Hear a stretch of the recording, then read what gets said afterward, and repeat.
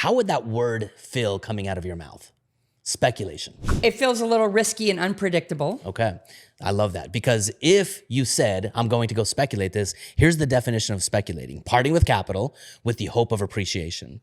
Investing is parting with capital with the expectation of safety of principal and an adequate return in the form of interest, dividends, or rent. Boom. What that actually means is most people today, when they are investing, they're actually speculating. And again, words matter. When you're putting your money into a 401k and you're just hoping you can have enough money one day down the road, it's not an investment, it's a speculation. Welcome to Influence Unlocked. I'm Sherry Tree, your host, and I'm so excited today to have an amazing guest, Ryan Lee.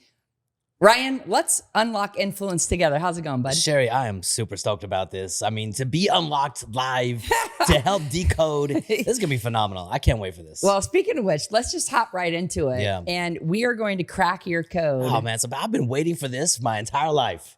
Let's go. Do it, All right. This is the secret to unlocking influence, and I want you to crack your code. So Okay. Here's how it works. You got the 4 bank cards in your hands, and I want you to just sort them in order and prioritize them based on what's most important to you to least important to you. Yeah. I remember I did this on your site. It was so good. All right. That's most important. Okay, action first. Yep. All right. Any surprises? Let's see. Ooh, this is a tough one. I'm gonna go this one, knowledge seconds. Okay, I'm gonna go knowledge nurturing second. third, and I'm gonna go blueprints. Okay, awesome. Which is weird because I got a whole book about blueprints. Oh my gosh. So let's see. I just uncracked myself. You just cracked yourself. Action, knowledge, nurturing, blueprint. We call it AKNB. All right, cool. So I'm going to use I love this. how easy you make that first and foremost. Right? My gosh, I've taken those tests where you have to answer 50 questions, and by the end, you're like, I don't even know who I am and I don't care anymore. Like, who's got time for that? I know. Anytime I ever get sent those things and it's got all these questions, I'm like, skip, exit, Yeah. boom. I love that. All right, this show is about you, my friend. So let's unlock influence. Okay. How did you start to leverage influence to make an impact for others? Well, first I had to leverage influence to make an impact for myself, to be honest with you. For me, I help people with their personal financial plans to retire in 10 years or less. And the way I fell into that is I had no idea how to do it. I was stuck with money, and I've got so sick of having to dictate my life based on how much money was in my bank account. Do I have to show for a job? Yeah, I do, because I got bills due at the end of the month.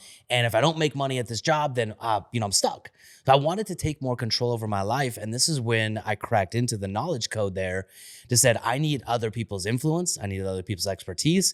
And in the beginning, because I'm broke, I'm just going to read every single book I possibly can. And those books started to unlock new paradigms, new perspectives. And I love the idea that when your perspective changes, the world that you see changes. Totally. What's one of the best books that's influenced you? Hands down, Rich Dad, Poor Dad. That's mine too. Yeah. Come on, give me some knuckles, dude. Let's go. That book was such a game changer. And I had a feeling based on the title of your book, when did you publish this? Is this a brand new book? Just last year. Came out September. It's incredible, Thank you. right? How to retire in less than 10 years, 10 years or less. That's a game changer. So Robert Kiyosaki unlocked this idea of, tell me more.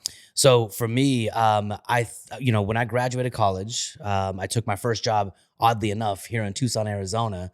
And I remember getting in Arizona, I'm like, dude, it's hot, it's a desert, I don't want to be here. But I'm stuck. I had to dictate my entire life based on money. And so as I started climbing the corporate ladder, I thought if I make more, save more, I'll just buy my life back sooner. And over 4 years of my life, I was trading little teeny pieces of my life, little bits here and there to make a little bit more money. And 4 years out, I didn't even realize the life I had anymore. I was, my relationship was on the rocks. My relationship with my kids was almost non-existent. I lived in a different state than my family. And I thought, I just got to do it. I got to do it. And one day I'll have enough money to buy my life back. 2008 rocked my world because everything I was doing traditionally, I watched my net worth go down and everyone just said, wait. I'm like, dude, I just wasted 4 years of my life. I'm not waiting anymore. And I started looking for something alternative. And that's when I came across the Little Purple Book. And when I read his book, everything in there, it was like a slap across my face. Everything I thought I knew about money, everything I was raised to believe around money, which was dictating the life that I was living, I realized it might actually be wrong. And if it is wrong, then the opposite could possibly be true. And once that opportunity came to me to see the world differently around money, every single door that I now teach, follow, and use in my own life opened up for me. Boom. Like that's a massive game changer. Yeah. And I love, just for fun, like we graduated from the same university, Yes, we right? did. We're both BYU grads. Yeah. Go Cougars. Go Cougs. Let's go. Cougs, Cougar right? tails. Yes. I got my first job out of college in Arizona too. Are you kidding me? Yeah. Our life I is was like a Sam's similar Club path. manager. What were you? Oh my gosh. I was a food service manager with Airmark. Oh gosh. Like now we know why both of us had to get the heck out of there. Oh my gosh, it was the worst. I mean, my family teased me like, you went to college to become a lunch lady? I'm like, I guess so.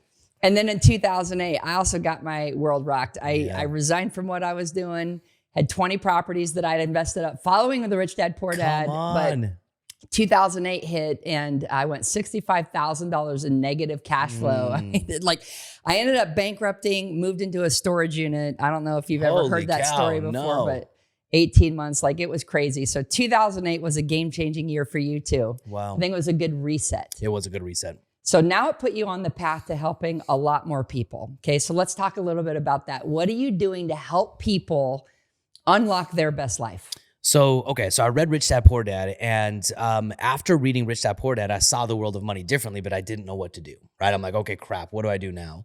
And the next book I picked up was by my co-author here, Robert Allen. He had a book called Creating Wealth, and it wasn't the title of his book that caught my attention, it was the subtitle. Follow Allen's 7 principles and you can retire in 10 years. I'm like, holy crap, I can do anything for 10 years. Give me the principles.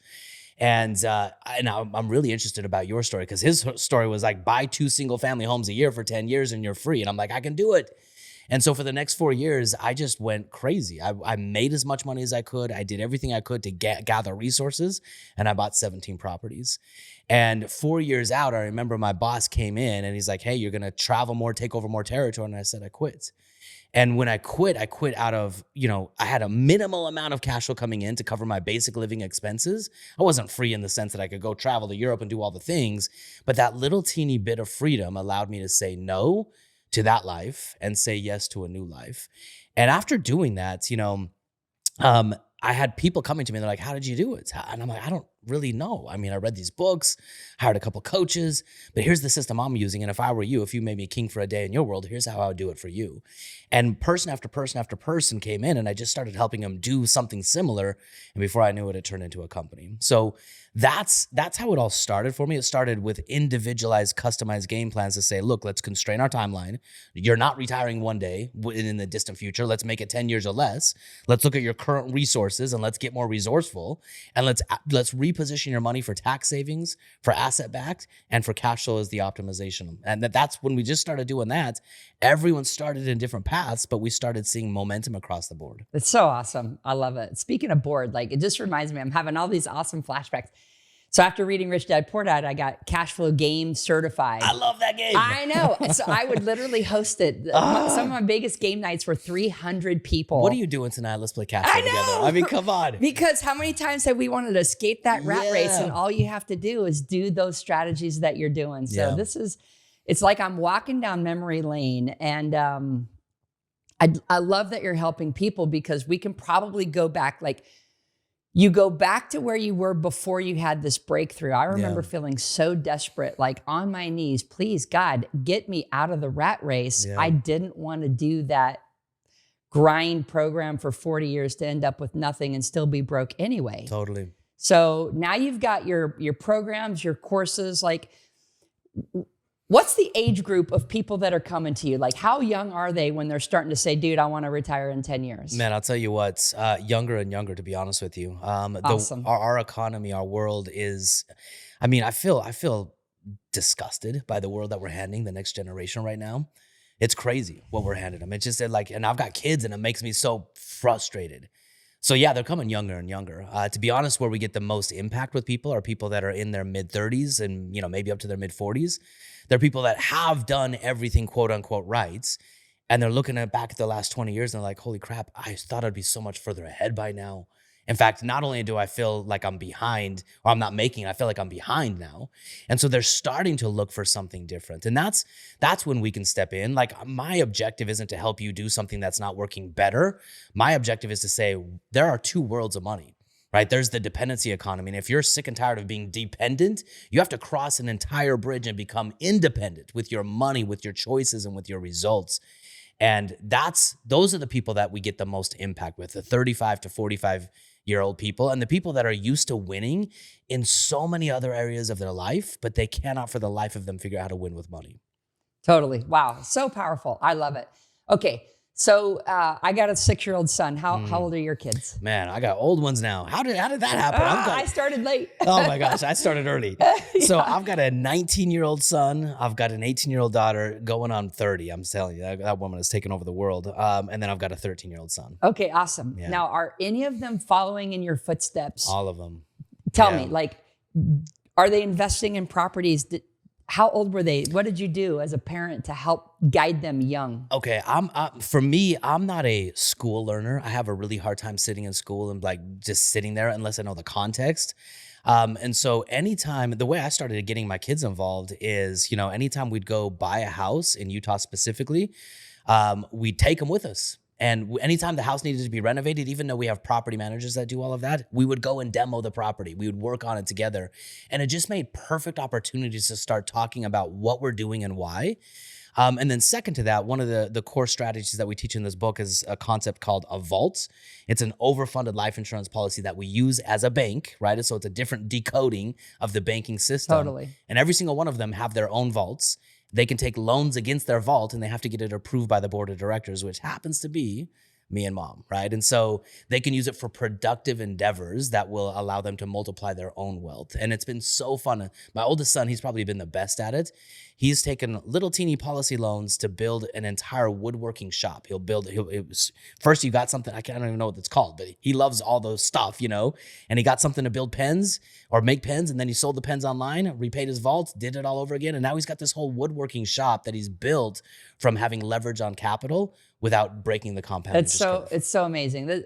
I want to take my son through those exact footsteps. This last year, he was 5, just turned 6, and I speak at conferences. So I brought him to a conference. My wife and I brought him up on stage. So I do my keynotes on the bank system, right? And I make an offer to the audience to come buy the bank cards. They're bringing out $20 bills and $100 bills. Well, Kai dressed up in his tuxedo, 6-year-old, comes up on the stage, gets the microphone, and invites the whole audience to come up and buy their sets of bank cards because that money's going to go to his college or his future business, which is really the type of college we wanted to go to, right? Go.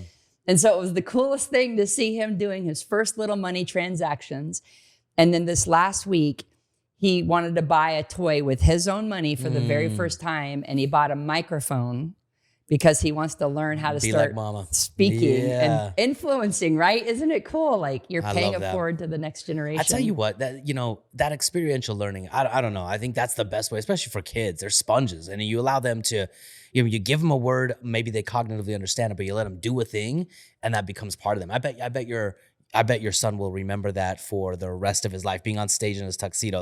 It's so cool. Will course correct his life. We got the coolest pictures, and then my wife printed them and hung them up on our wall, and he's there with his microphone. He's there holding the wad of money. Yeah. Like it's inspiring, I love it's that. Like you live for those moments as a parent. I totally love that. Now let's talk about the types of asset classes you're investing in. Are you strictly, totally in real estate as your strategy, or did you start to diversify your investment strategies? Okay, I love that you're saying that. So in order to get a big outcome, we have to squash diversification and we have to focus.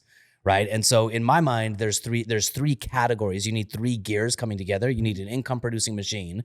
So whoever's listening to this, your best investment is your ability to make money, period. There's never, ever, ever any investment that will beat that. Now, you might use your active income in the form of real estate and do real estate actively, but you need to have hyperactive active income. That's gear number 1. Gear number 2, and there's this little thing that the investors really know how to do. Warren Buffett said, there's 2 rules to investing. Rule number 1 is don't lose money.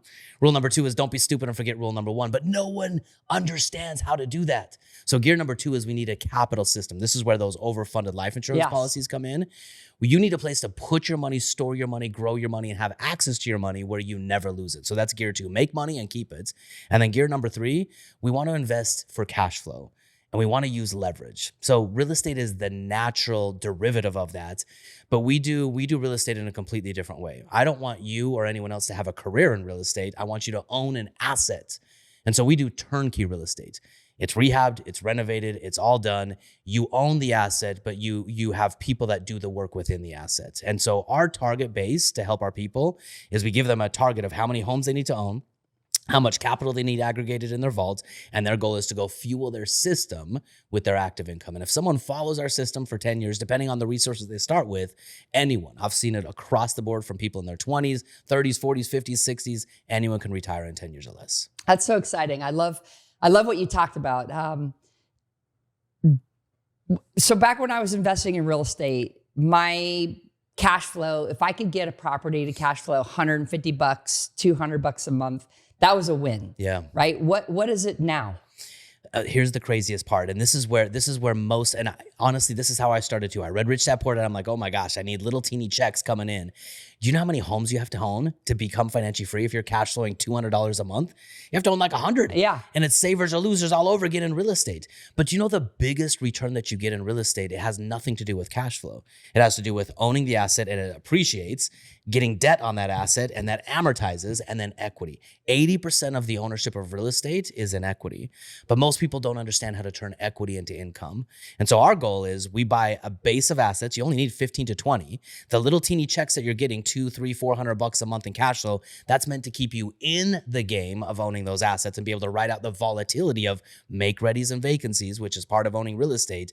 But how we create income is by harvesting equity from real estate and using the cash value of life insurance, putting those two things together.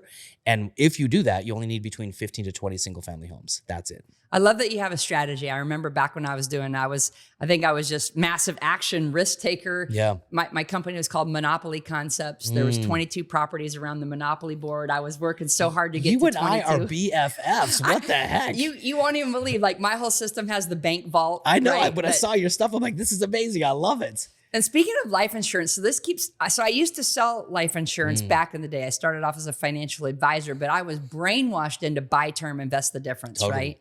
Instead of cash value. Cash value was like the evil, dark side of life insurance. Yeah. But actually, the wealthier I've become, the more I've realized that all the wealthy are using this strategy. Are you offering these policies? Like, is this part as an agent or an agency, or do you just say this is what our family does and go to XYZ agency or agent to do it? We're a one-stop shop. So Okay. when someone reads this book, if they want to build a game plan and implement a game plan, we have an entire tax firm, we have an entire life insurance firm, we have an entire real estate firm. We do everything. So we show you exactly how it needs to be done. And if you want to go get your own people or have your own people, they can just come in and design that portion of your game plan. But we bring everything to the table. And so our goal is you have a customized game plan. We finally define what winning with money is. We get very, very clear on your resources today. And then you have a 90-day target backed by software and a coach that says, okay, look, let everything else go, do this one thing. This is awesome. It's crazy. And then they do that one thing and then they come back and here's the next one thing. And we just start building these little teeny dominoes that create momentum. This is a cool match made in heaven. This is one of the things I love about podcasting is you meet the coolest people. I love having you on my show. You said something really important. I'm gonna hit the nail harder, right? We're gonna spread this podcast out. You hear most millionaires have 7 streams of income, but they predominantly only had one stream to become a millionaire. Yep. And that's where focus comes in. You chase too many shiny objects and all these people are like, go do a little of this and do a little of that. They end up with a whole bunch of nothing versus get laser focused on creating that income, massive income, so that they can start to have the leverage they need to go and diversify, build their asset portfolios and implement those types of strategies, right? And this is where, for example, bank as an accelerator can double, triple. The first year I started implementing it, I 7x'd my income and then I 14x'd my income. It put me over $1 million a year in income coming in so that I could then start to build my asset portfolio. I love it. We're gonna do some really cool tag teaming, the vault, like there's a lot of synergy. I know that my audience would want to implement these strategies because at the end of the day, what we all want is freedom. Can I say one thing on that for your audience too? Because look, so our words matter. Our words matter. And today I'm going to give you 2 things that can kind of help you think about money a little bit differently. Number one is this idea of diversification. Okay. So arguably one of the best investors of our time is Warren Buffett, right? Warren Buffett says diversification is protection against ignorance. And here's the reality when it comes to money. Most people are financially ignorant.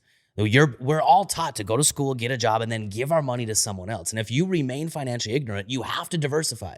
And all diversification is meant to help you accomplish is protection against excessive loss. It's not meant to help you 14x, what you just said with your income. That will never happen in diversification. So in order to achieve a big objective, which is retire in 10 years or less, it's focus versus diversification. Now, if you're comfortable waiting until you're 65 and giving 30 or 40 years and you're not going to take control of your money, yeah, you have to diversify. But you have to do it intentionally, knowing I'm willfully staying ignorant, so therefore I will diversify. Yeah. The second thing to that, and this is the craziest part, and I love that we talk about this idea of what investing really is. If you were to go to your beautiful wife, okay, and say, hey, I've got $1 million and we're going to speculate this $1 million for financial freedom, how would that word feel coming out of your mouth? Speculation. It feels a little risky and unpredictable. Okay. I love that, because if you said, I'm going to go speculate this, here's the definition of speculating: parting with capital with the hope of appreciation. Investing is parting with capital with the expectation of safety of principal and an adequate return in the form of interest, dividends, or rent. Boom. What that actually means is most people today, when they are investing, they're actually speculating. And again, words matter. When you're putting your money into a 401k and you're just hoping you can have enough money one day down the road, it's not an investment. It's a speculation.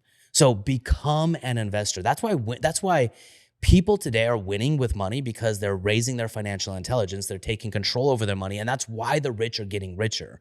And it's super frustrating if you're unaware, or if you remain financially ignorant. It feels like it's unfair right now.